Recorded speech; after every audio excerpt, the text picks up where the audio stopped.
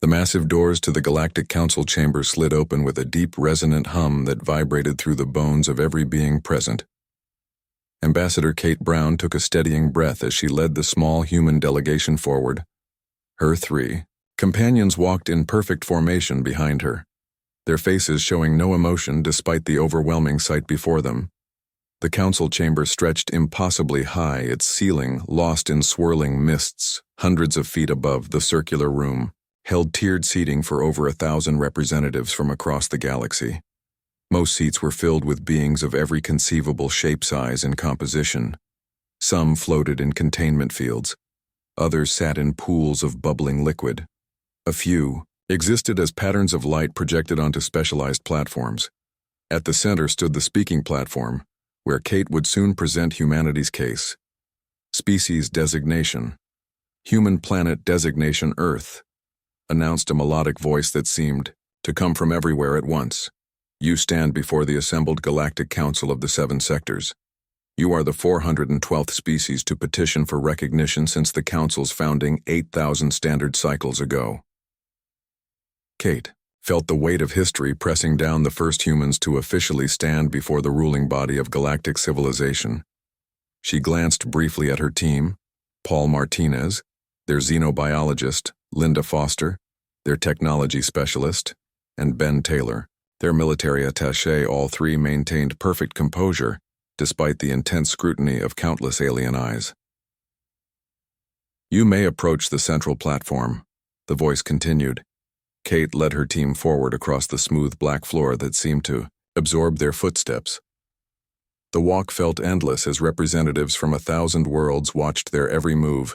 Kate had trained for this moment for 10 years, ever since humanity discovered the abandoned relay station on Mars that had alerted the wider galaxy to Earth's technological advancement.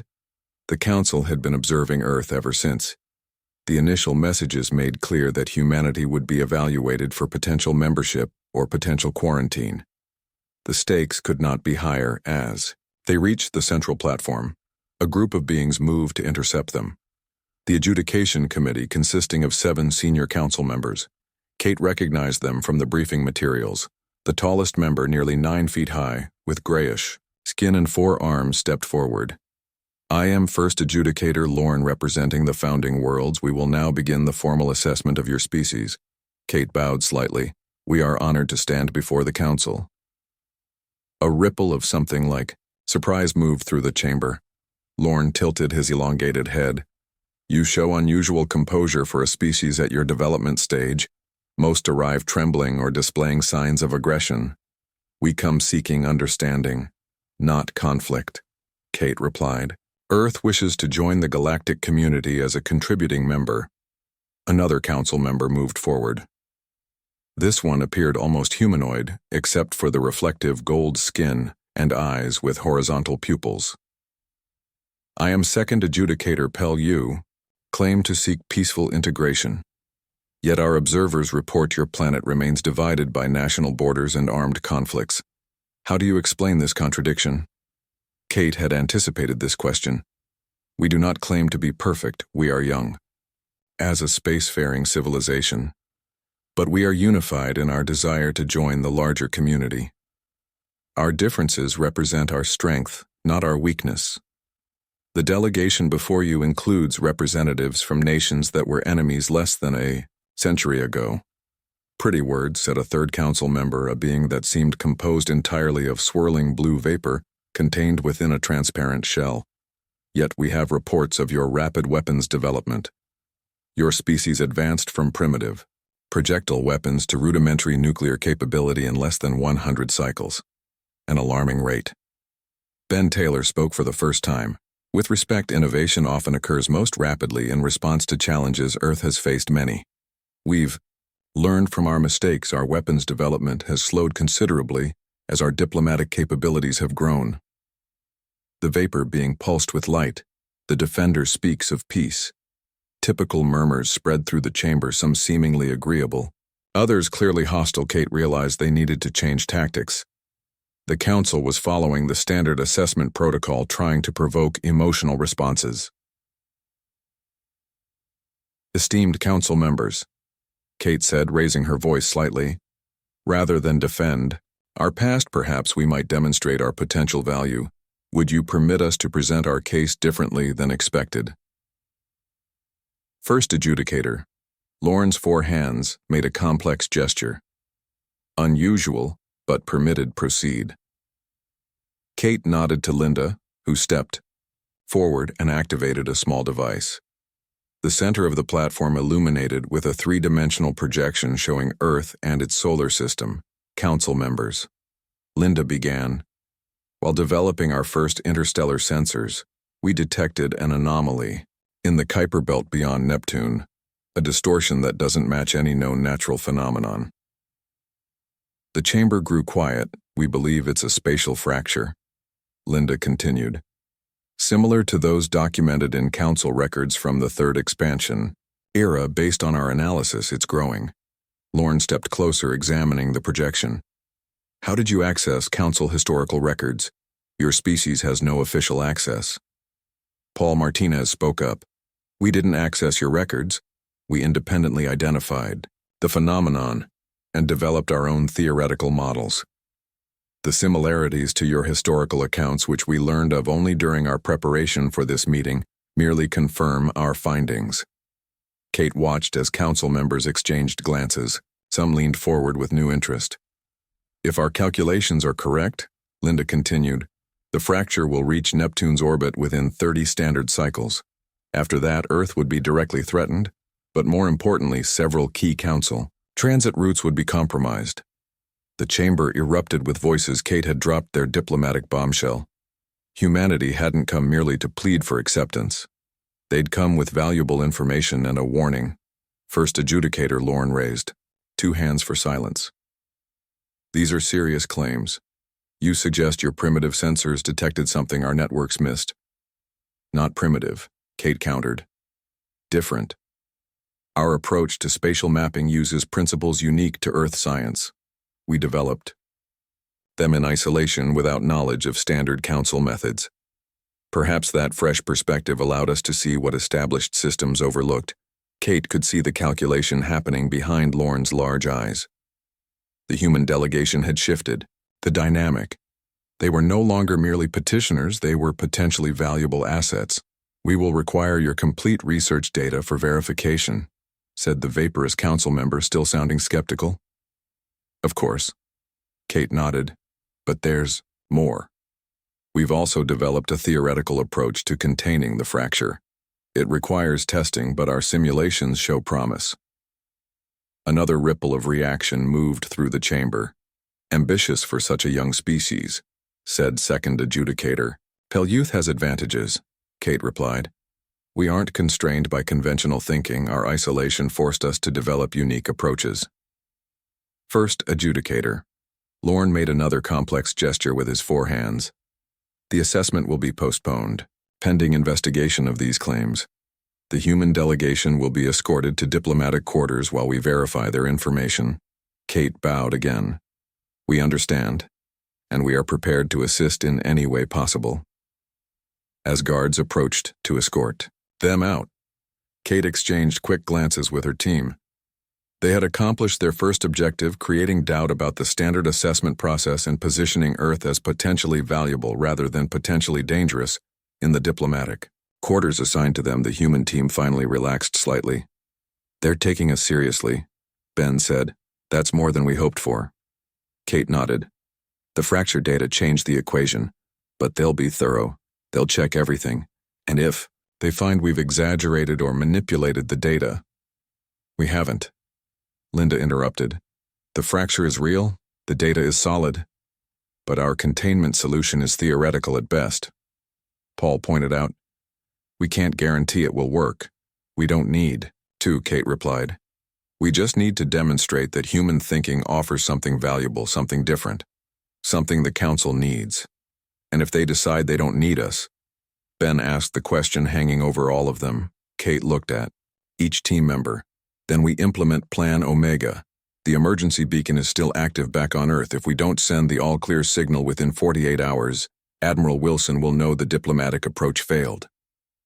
The room fell silent as they contemplated the alternative strategy.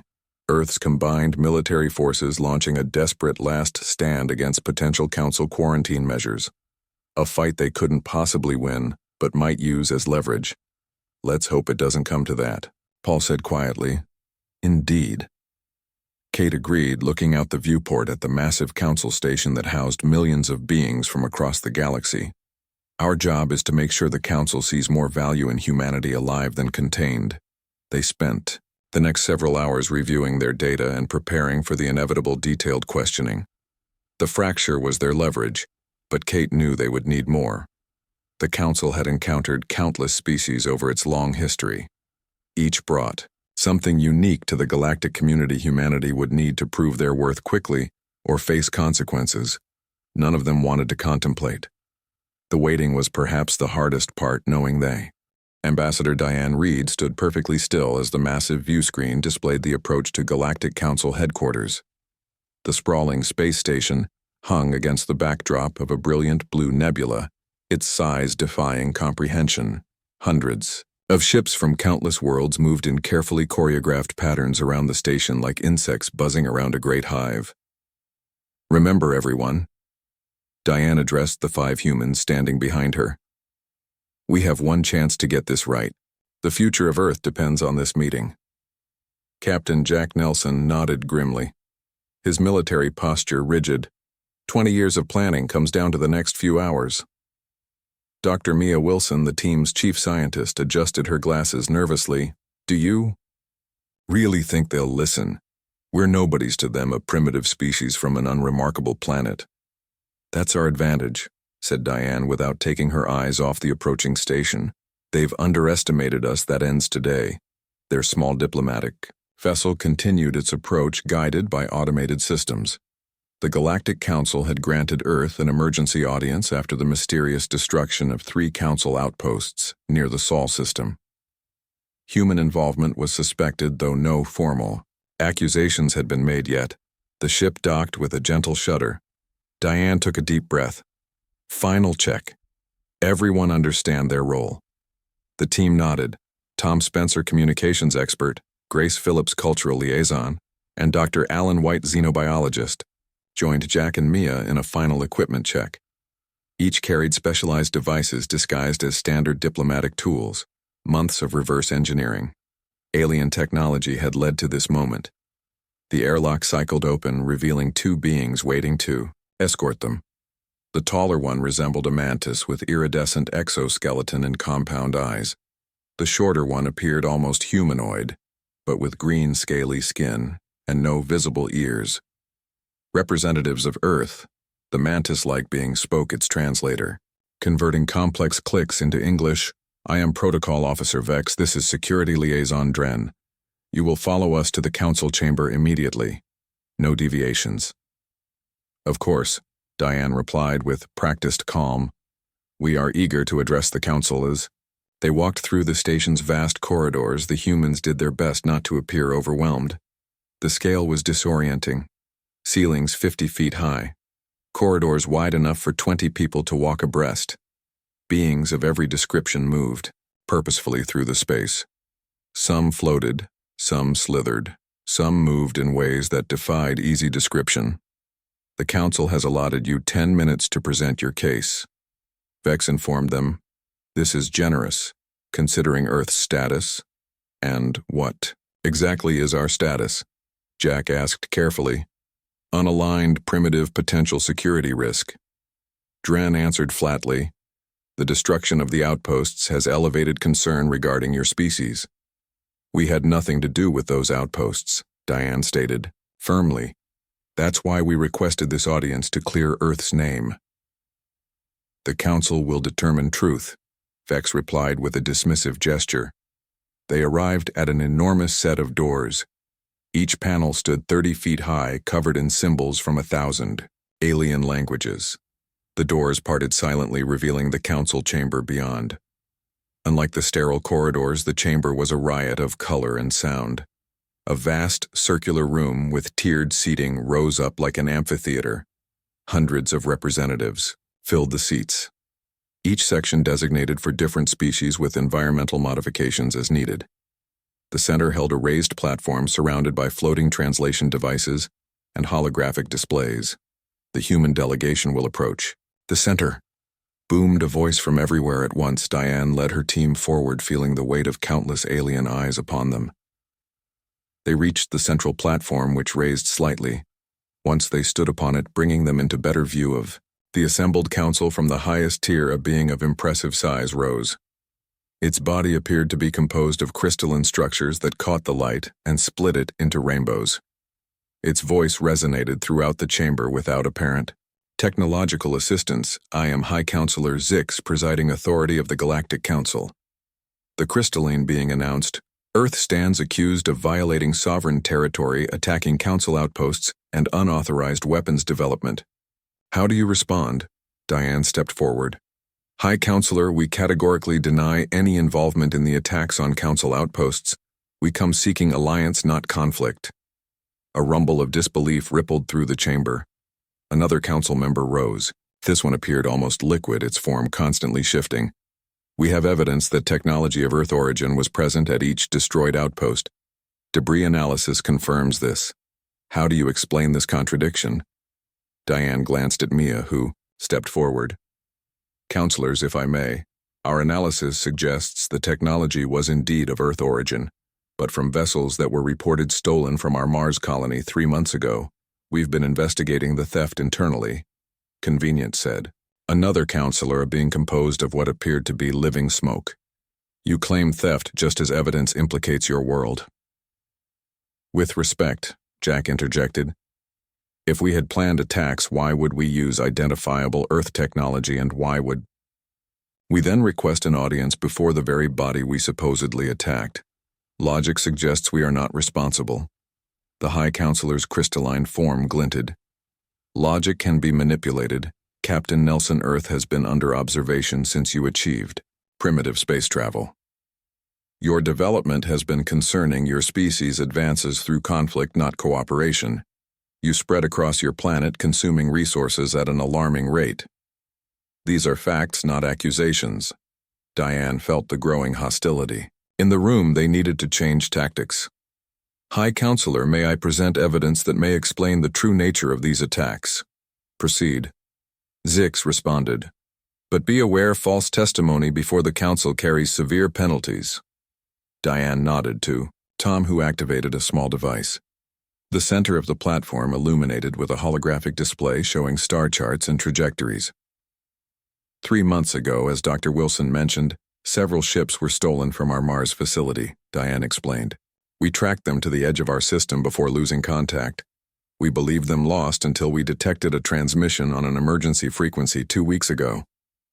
The hologram shifted, showing a garbled transmission. With Tom's adjustments, the message clarified, revealing a desperate human face. This is Captain Reese of the research vessel Horizon. We've been captured. The Draxians. They're using our ships to attack council outposts, trying to start a war. They're controlling us somehow. I don't know how long we can resist their taking us to coordinates. The transmission cut off. The chamber erupted in voices, some outraged, others concerned. Draxians. The smoke-form counselor expanded angrily. This is a serious accusation against a founding council. Race. We make no accusations, Diane said quickly. We present only the evidence we recovered. We came to the council precisely because we don't understand the full situation. We seek guidance and alliance in the face of threats. We don't comprehend. The High Counselor raised a crystalline appendage, silencing the chamber. Ambassador Reed, your evidence is concerning but inconclusive. The Draxian Imperium has been a cornerstone of galactic peace for millennia. Your primitive species has been spacefaring. For less than a century, the Council cannot act on such limited information. Then permit us to gather more, Diane proposed. Grant Earth provisional alliance status. Allow us to work with Council investigators to uncover the truth before the High Counselor could respond. The chamber doors burst open. A new being entered, tall with metallic skin that shifted like quicksilver. It moved with urgent purpose directly toward the central platform. High Counselor, it announced. I bring emergency intelligence. The Sentinel array at Proxima Centauri has detected anomalous activity, consistent with prohibited phase shift technology. The chamber fell silent. That system borders Earth space, the High Counselor noted. Yes, the metallic being confirmed, and our deep analysis of the outpost debris reveals something missed in initial scans. Quantum signatures matching old harvester technology. Gasps echoed throughout the chamber. The word harvester rippled from section to section, in tones of fear and disbelief. Diane looked at her team in confusion. This wasn't part of their intelligence briefing. The High Counselor's crystalline form dimmed slightly. If verified, this changes everything. The harvesters have not been seen in this sector for 5,000 years. Excuse me, High Counselor. Diane interjected. We are unfamiliar with this term, harvesters. The High Counselor seemed to study her for a moment. Of course you wouldn't know. An ancient species, predatory technological devourers. They consumed entire civilizations, for resources moving from galaxy to galaxy. When they entered our galaxy, the Council was formed specifically to combat them. After centuries of war, they were believed eradicated. And now they've returned, Jack said, using Earth technology as cover. That remains to be confirmed, the High Counselor stated, but the possibility cannot be ignored. Diane saw their opportunity. High Counselor, if this threat involves Earth space, then we must be involved in the response. We may be young, but we are not helpless. Our planet has resources. Scientists, military assets. Let us contribute to the investigation.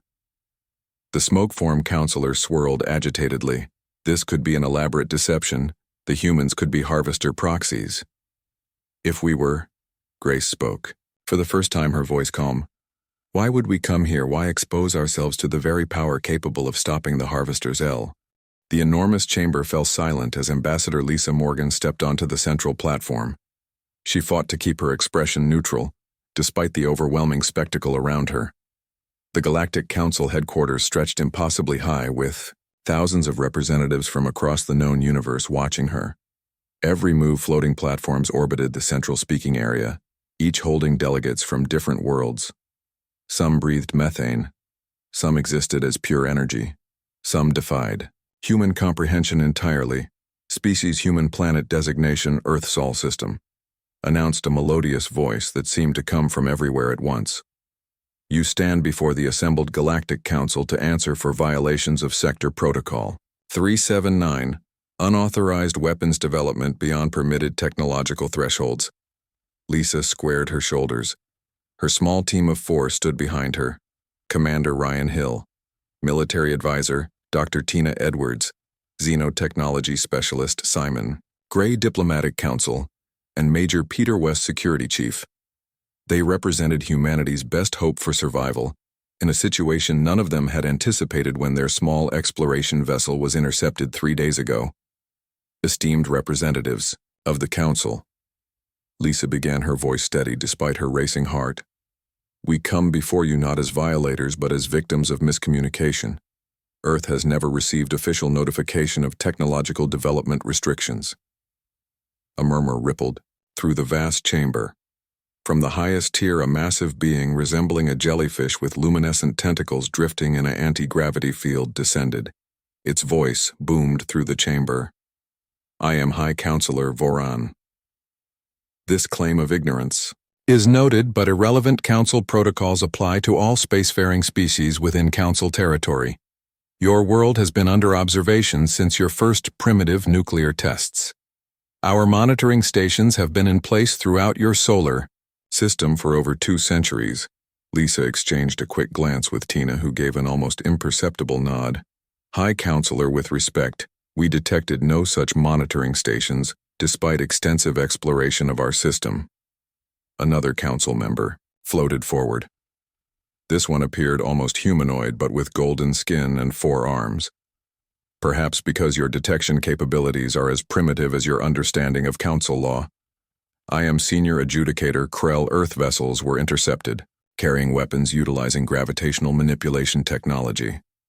This exceeds your permitted development level by 3 full tiers. Commander Hill stepped forward. The technology in question was reverse-engineered from a crashed vessel found in the Arctic region of our planet 70 years ago. We believed it to be abandoned wreckage, not a council monitoring station. The chamber erupted in voices, some angry, others merely surprised. The High Counselor's tentacles pulsed with bright light, silencing the crowd. You admit to scavenging and weaponizing council technology. Krell's voice carried obvious disapproval. We admit to studying technology of unknown origin found on our planet. Lisa countered.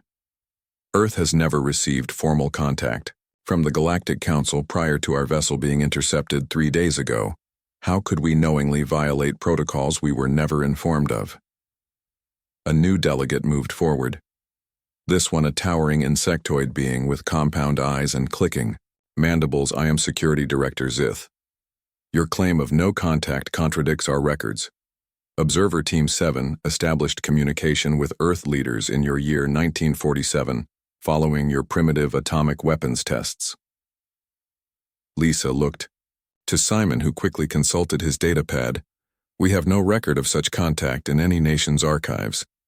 Because it was erased, came a new voice. All eyes turned to a small gray being who had remained silent until now.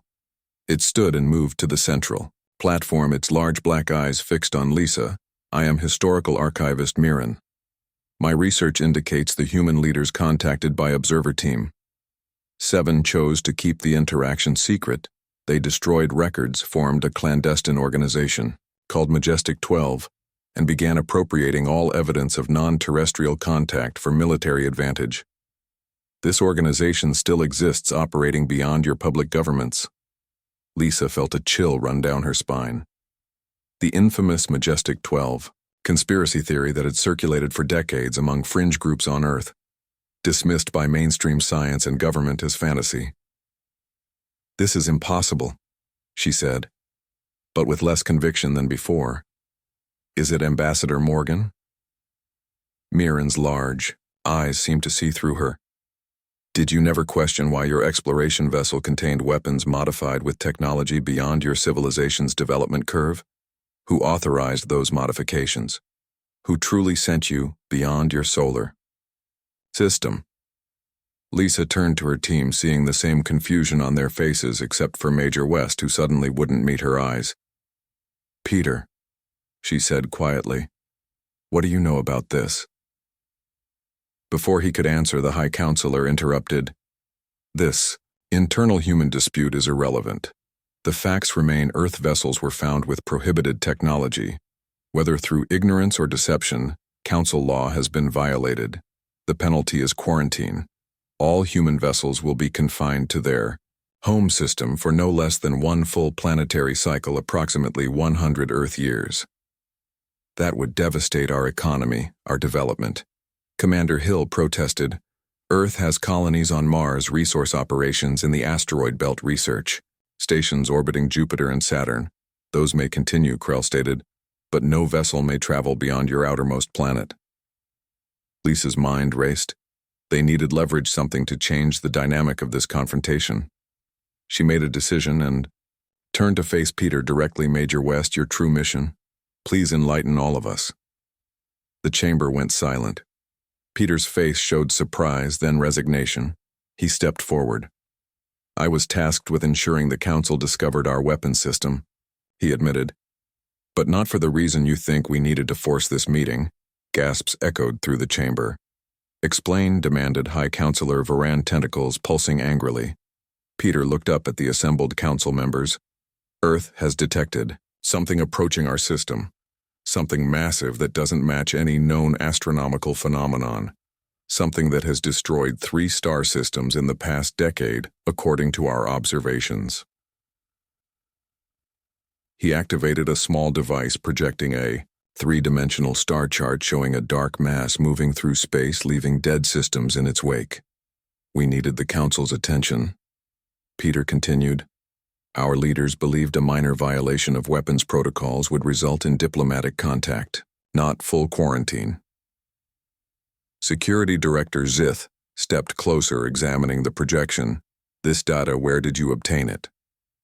From the crashed monitoring station, Tina spoke up. the one in the Arctic. The gravitational technology wasn't all we discovered. The station had been recording deep space observations for centuries. We found its data archive intact. Lisa watched as council members exchanged looks. Some concerned, others skeptical. If this threat is real, why not simply request audience with? The council asked Krell, why this elaborate deception? Would you have granted audience to a primitive species with no standing? Lisa countered, based solely on astronomical observations, your own systems might have missed. The High Counselors, tentacles rippled in what might have been the equivalent of a frown. These accusations require verification. Your data will be analyzed. While you analyze, millions die, Peter said bluntly. The anomaly will reach the Proxima Centauri system within 60 days based on previous patterns. That star will go dark, taking with it the Council's primary monitoring station in our sector, and then it will reach Earth. Archivist Mirren stepped forward again. There is precedent. High Counselor, the Devourers. The ancient texts speak of a similar phenomenon during the Second Age. The chamber went completely silent. The word Devourers seemed to affect even the most composed council members. The Devourers are legend. Krell dismissed stories to frighten. Younglings, all legends have origins, Mirren replied. And the pattern described in ancient texts matches these human observations with 93% correlation. Lisa seized the opportunity. Council members, we don't claim to understand what approaches. We only know it's real and it threatens not just Earth but potentially all systems in this sector, including many council worlds. We came seeking alliance, not conflict. The High Counselor's tentacles pulsed with rapid patterns of light, as it communicated silently with other senior members. Finally it spoke. This council will recess for deliberation. The human delegation will be escorted to diplomatic quarters pending our decision. If your data proves false, the quarantine will be extended to 500 years. If accurate, more drastic measures may be required. What measures? Lisa asked. Evacuation. Voran replied simply. No civilization has ever survived contact with the Devourers, if the ancient texts are to be believed. They were escorted from the chamber. Lisa turned to Peter, her voice low. You could have told me. Need to know, he replied quietly. If the council detected deception in you, our whole plan would fail. And now, we may face evacuation, abandoning Earth better than extinction. Simon murmured, if these Devourers are real. In their assigned quarters, Lisa paced while the others sat in tense silence. Finally, Tina spoke. The data is real. Lisa, I verified it myself. The anomaly is coming. Whatever it is, the deception was only in how we presented it to the council. And the Majestic 12 connection, Lisa asked, looking at Peter. He sighed. True. Our team was assembled by them. The public government doesn't know. Ambassador Julia Ward stood motionless as the vast doors to the Galactic Council chamber slid open, with a deep, resonant hum. The gathered human delegation behind her, 7 of Earth's finest representatives, remained equally still, each aware that the next few minutes would determine humanity's fate in the interstellar community. Julia took a steadying breath and led them forward into the immense circular chamber.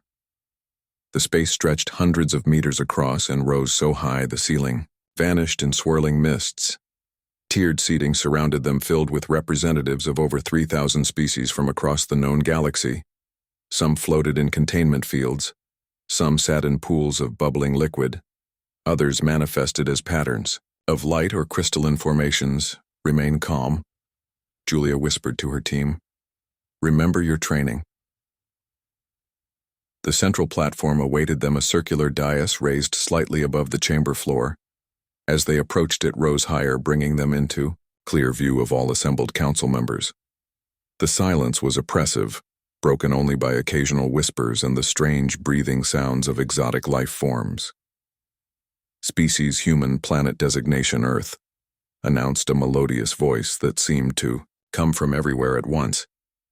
You stand before the Galactic Council of the Seven Sectors to answer for violations of the pacification treaties, specifically the unauthorized militarization of jump point technology.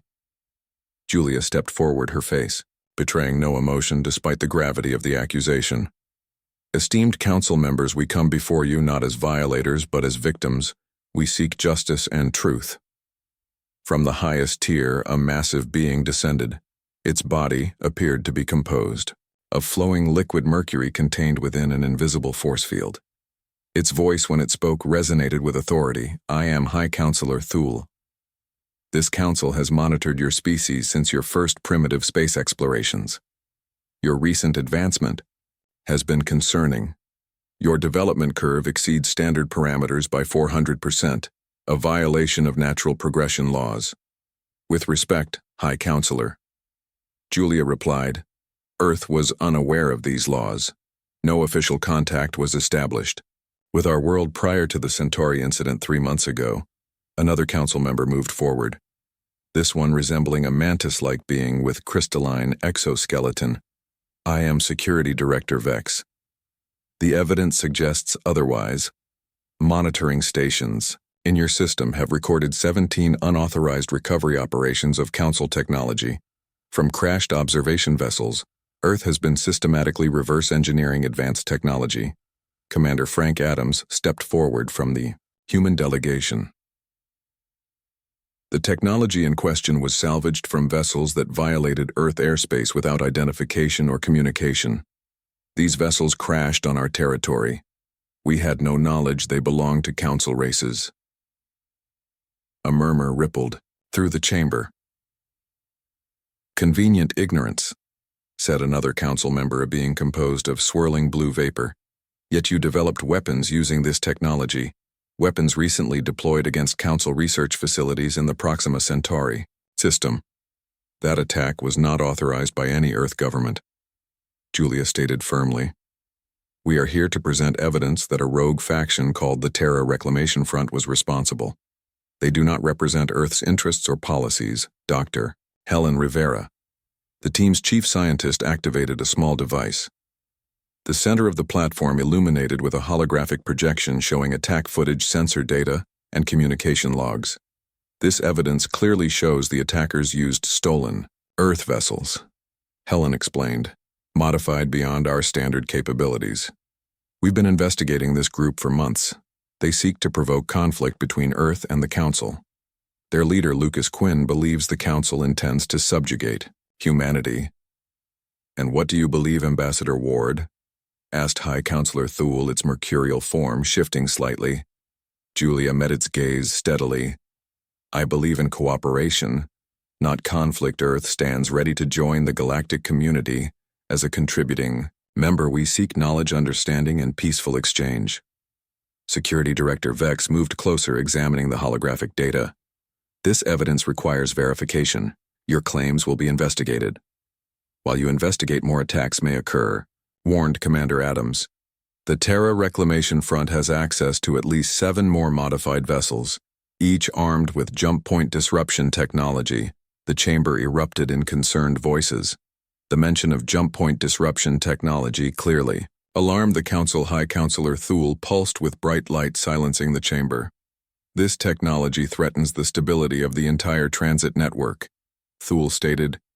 If jump points collapse, the consequences would be catastrophic. Thousands of worlds' isolated trade networks severed, which is precisely their goal, Julia explained. The Front believes isolation is Earth's only protection against what they see as inevitable Council control. A new Council member approached, one that appeared almost humanoid except for its deep purple skin and 4 arms. I am Diplomatic Arbiter Lorne. This situation presents a unique problem. If your world truly had no formal contact with the Council prior to recent events, then technical violations of progression laws cannot be fairly enforced. However, the threat posed by these rogue elements cannot be ignored. Julia saw her opening. Arbiter Lorne, Earth proposes a joint security operation, combine Council intelligence with Earth military assets, to locate and neutralize the Front before more damage occurs. This would demonstrate our commitment to cooperation. The vaporous council member swirled agitatedly. Allow humans access to council security protocols. Unprecedented, dangerous. More dangerous than letting fanatics destroy jump points, asked Major Samantha Drake, speaking for the first time. The security specialist stepped forward. Earth has extensive experience dealing with terrorist organizations. We understand how they think, how they hide what they value. We bring unique tactical perspectives. High Counselor Thule conferred silently with senior council members for several moments. Finally, it addressed the chamber. This council will recess for deliberation. The human delegation will be escorted to diplomatic quarters. Their evidence will be evaluated. As council members began to disperse, a sudden commotion erupted at the chamber entrance. Guards moved quickly to intercept someone attempting to force entry. Despite their efforts, a single figure broke through, racing toward the central platform. "Lies," the man shouted. "They bring you lies." Security forces converged, but Julia raised her hand. "Wait, let him speak." The intruder stopped at the edge of the platform, his face contorted with anger. "Tell them, Ambassador. Tell them the truth about what Earth really wants." Julia studied him calmly. "Lucas Quinn, I presume." The man's eyes widened in surprise. "You know me. We know all about the Terra Reclamation Front, your attacks, your plans." High Counselor Thule's mercurial form rippled with interest. "This is the leader you spoke of," one of them, Julia confirmed, "though we believed him still on Earth."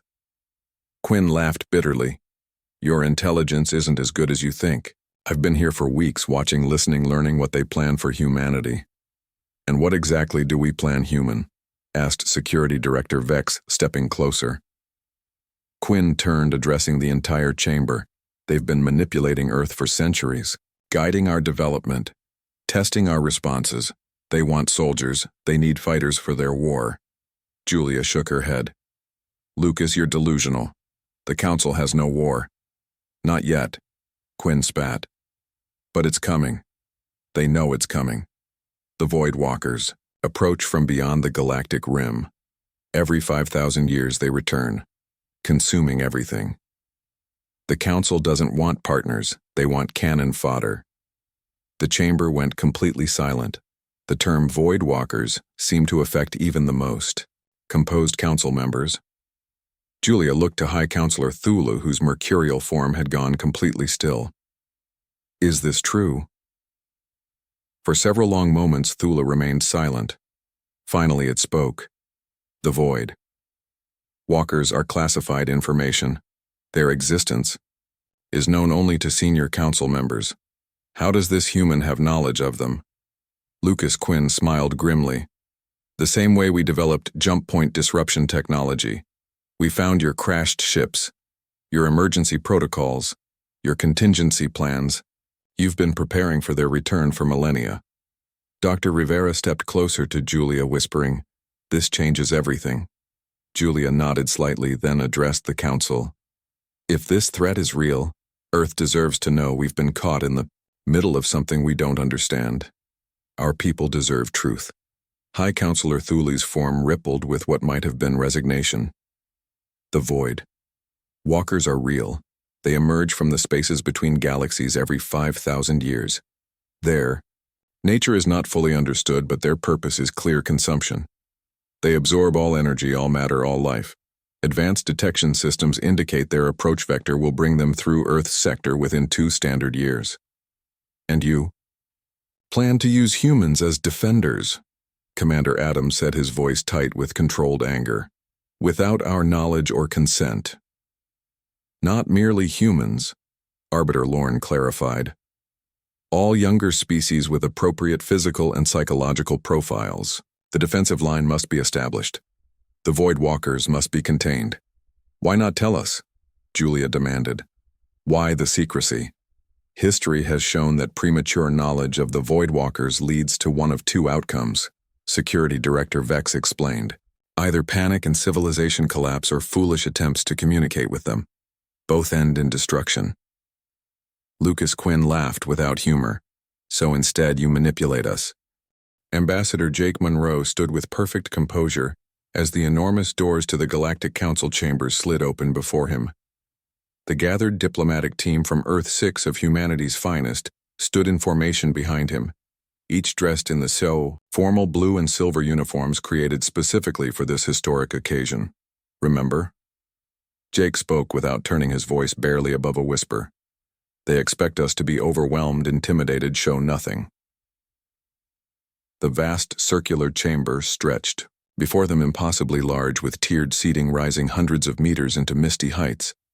The seats held representatives from over 5,000 worlds, some recognizable as organic beings, others manifesting as energy patterns, swirling gases, or configurations that defied human comprehension. A path of softly glowing light appeared on the floor before them, leading to the central speaking platform. "Humanity stands before the Galactic Council," announced a melodious voice that seemed to come from everywhere at once. "Step forward and be recognized." Jake led the delegation along the illuminated path, feeling the weight of countless alien eyes upon them. The journey to the center felt eternal, with each step carrying the full responsibility of representing Earth in its first official appearance before the governing body of the known galaxy. As they reached the central platform, it began to rise, lifting them several meters above the chamber floor, for all to see. Jake allowed himself a single deep breath before speaking. "Esteemed members of the Galactic Council," he began, his voice strong and clear. "Earth comes before you seeking understanding, alliance, and recognition. We stand ready to join the interstellar community as a contributing member." From the highest tier of being descended, its form shifted between solid, liquid, and gaseous states, never settling on one phase. Its voice, when it spoke, resonated with authority. "I am High Counselor Zalax. The Council acknowledges Earth's petition for recognition. However, your appearance raises questions. Your world was scheduled for first contact evaluation in approximately 200 standard cycles. Yet here you stand, having achieved faster than light travel independently, a concerning anomaly." Another council member moved forward, this one resembling a massive arthropod with an iridescent carapace. "I am Security Director Thoran. Our monitoring stations indicate Earth's development curve exceeds standard parameters by 600%. Such acceleration suggests external interference." Dr. Eleanor Mitchell, the team's chief scientist, stepped forward.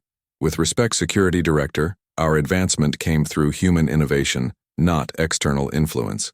We've analyzed the debris of observation vessels found in our solar system but developed our key technologies independently." Murmurs rippled through the chamber at this revelation. "You admit to recovering Council technology?" Thoran's mandibles clicked rapidly, yet claim no interference. "This contradicts standard development protocols," Commander Olivia Wilson, the military representative, spoke up. "We didn't know the origin of these craft when we found them. They crashed in remote areas over the past century. Our scientists studied them, yes, but our breakthroughs came through separate research paths."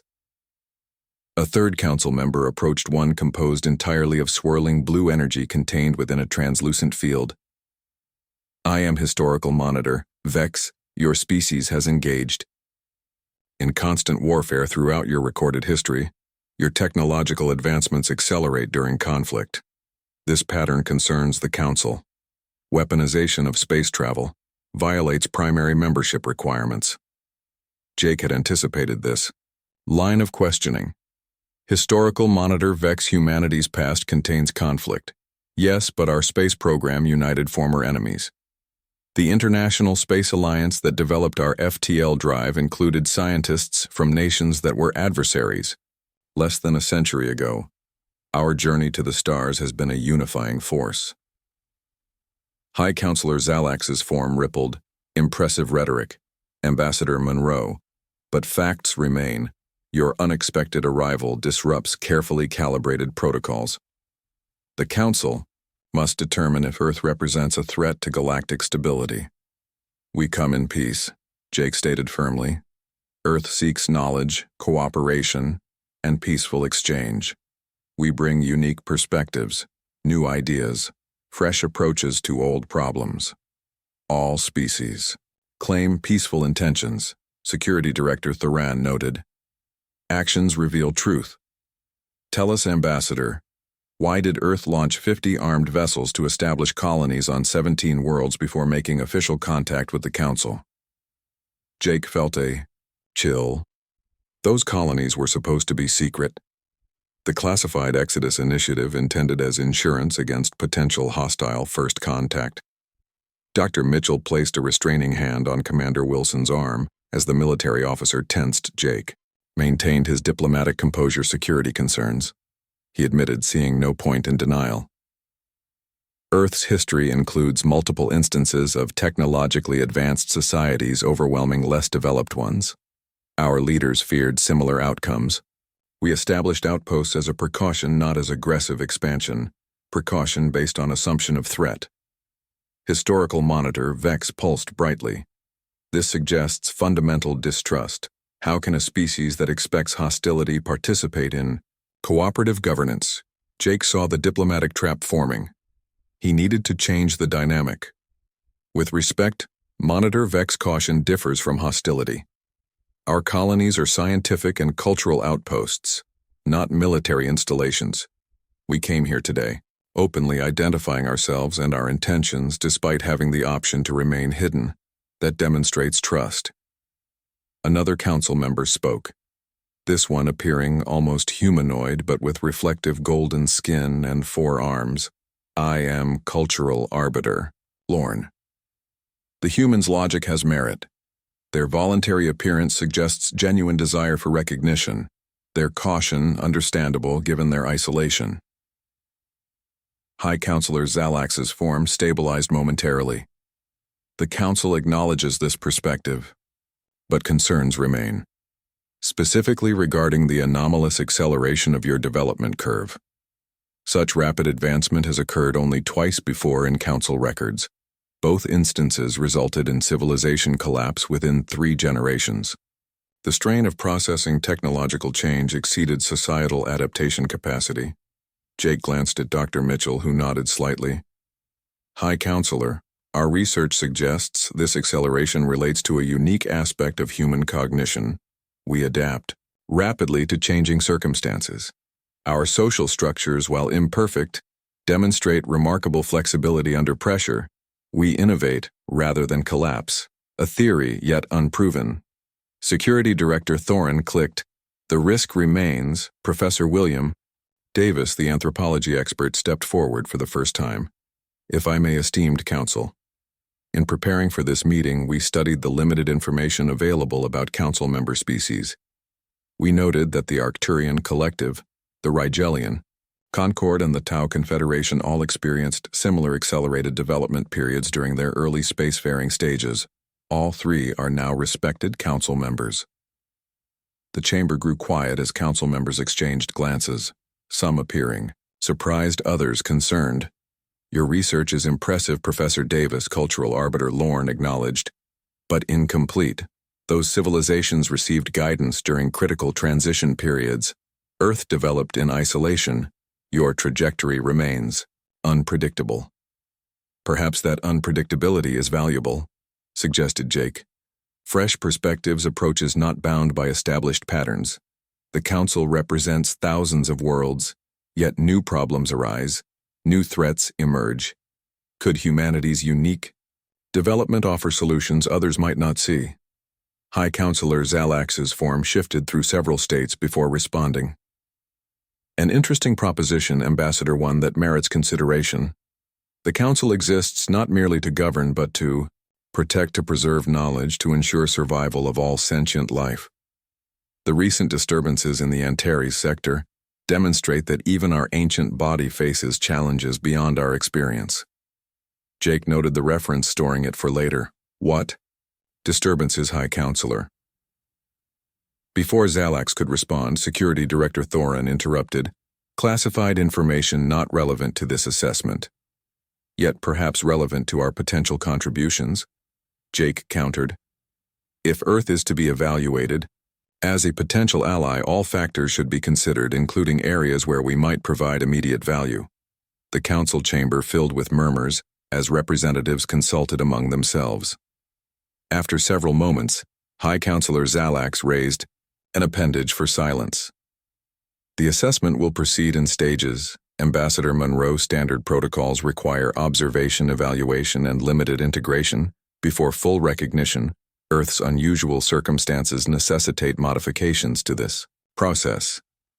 The Council proposes the following: a diplomatic exchange program. 5 Council representatives will visit Earth. 5 human representatives will remain here to study Council governance. Additionally, a joint scientific mission will investigate the unusual development acceleration your species experienced, and our colonies, asked Commander Wilson directly, may continue their research and settlement activities under limited Council oversight. Zalax replied, but no further expansion until formal recognition is granted. Jake considered the proposal. It offered more than he'd hoped for while addressing the Council's security concerns. These terms are acceptable. High Counselor provided the oversight is consultative, not controlling. Earth maintains sovereignty over its colonies and citizens. Reasonable parameters will be established, Cultural Arbiter Lorne assured him. The goal is cooperation, not control, High Coun.